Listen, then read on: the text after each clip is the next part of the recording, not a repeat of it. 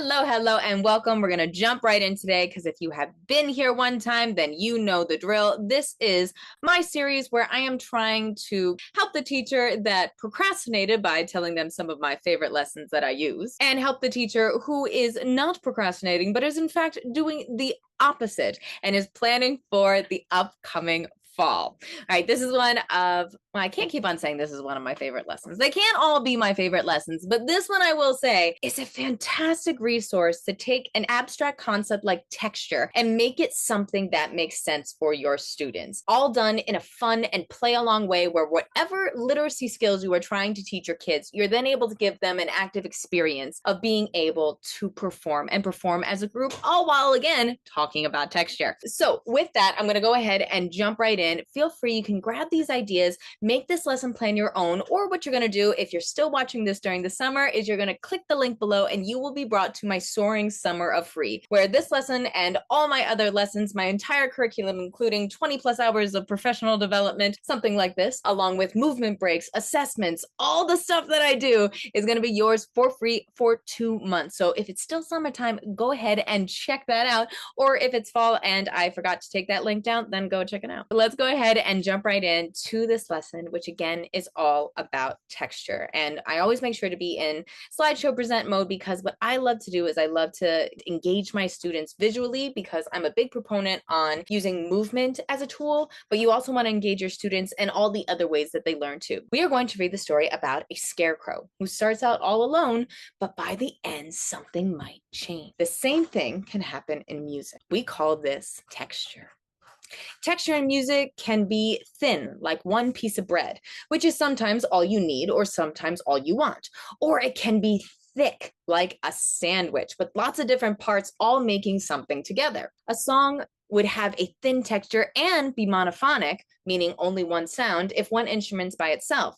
But there can also be multiple instruments and still have a thin texture if they're all playing the same melody. Think of it like a loaf of bread, multiple pieces, but still all the same versus one piece of bread. Again, I love giving my students great visuals on what texture actually means. Now, we're going to pair these visuals with an experience for our students later on, but why not first give them a listening experience? Which is thin and which is thick. These are just 2 videos that I pulled from YouTube, all for Mozart Symphony number 40. Something that my students all know because we have a scarf dance that goes along with it, which is also included in the Soaring Summer Free. So you should go check out all the scarf dances that you have access to with those free 2 months. Or you listen to how it's different when and a thick texture. Yes? Awesome.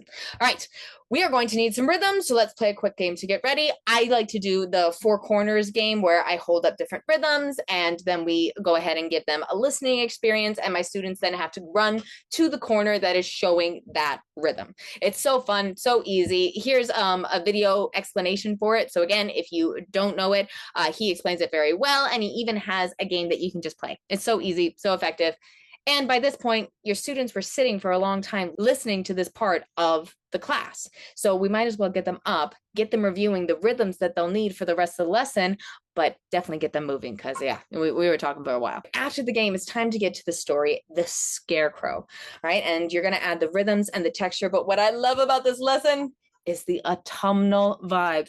Chef's kiss. It is just a beautiful story and so easy to pair with literacy skills, not only about texture, but also about rhythms, and might as well add some, if you can, pitch in there. And I'll show you how I do it. The first thing I do is I split my students into 4 groups, right? And I keep it very simple: a red group, an orange group, a yellow group, and a green group. And they'll need to remember what group they were in. Now with this lesson, you can use any instrument that you want. Maybe you're just working on percussion instruments, right? Maybe you're looking at Orff instruments. Maybe you're looking at recorder, ukulele. It really doesn't matter as long as each student has access to it when their color comes up. With this lesson, I do give you a teacher page where you can see on what page of the story I put what rhythms that your students are going to be looking at, but we don't really want to have just the pages of the book obviously on the screen.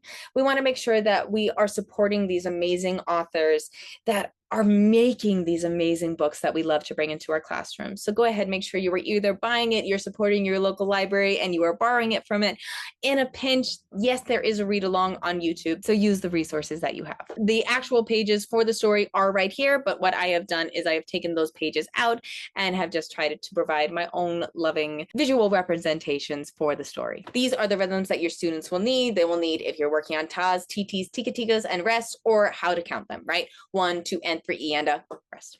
So that is what your students will need. Nothing complex in this one. This is really for, say, first grade through fourth grade, depending on if you're introducing things or if you're reviewing things, which again, one of the main things that you might want to be introducing is texture, because this is going to give a great experience for your students all about it. So the story, and I'll go between the teacher book just so you know what the story is about and the pages that your students will be seeing. The story starts with one lonely scarecrow, and he's in the middle of a field. So you're only going to have one of the groups of students playing for this part. And again, very simple rhythm, ta, ti, ti, ti, ti, ta. He's all alone for a while, and you go through different seasons with him. Again, an absolutely beautiful story. You're telling your students to watch out for those rests.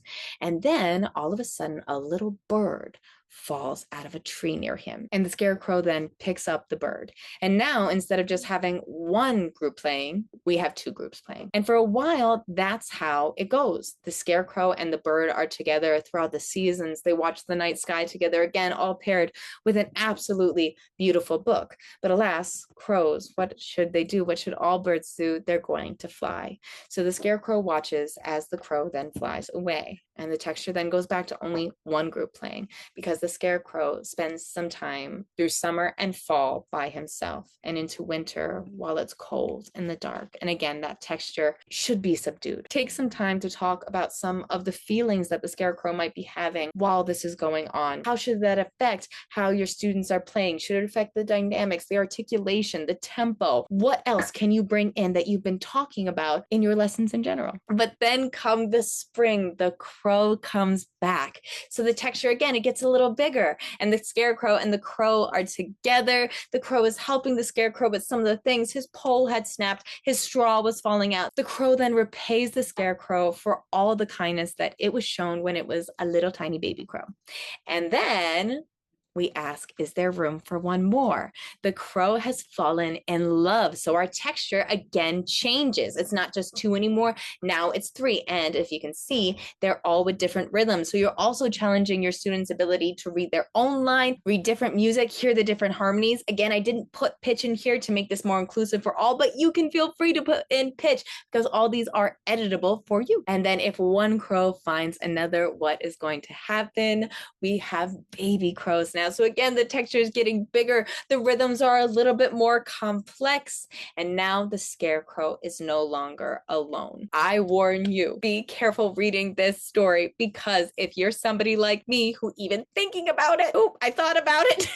If you're even thinking about it, it's so absolutely beautiful, it may make you cry. And they will peep and perch and play and make him happy every day. And as the seasons come and go, they love their dear scarecrow. Oh my goodness, it's absolutely so sweet. Again, you're getting those autumnal vibes, and you get to have a conversation with your students about that rhythm, that tempo, that texture, that articulation, that dynamics, and the feelings that we get, where sometimes we want to be alone, right? And sometimes we want to be surrounded by the people that we love best.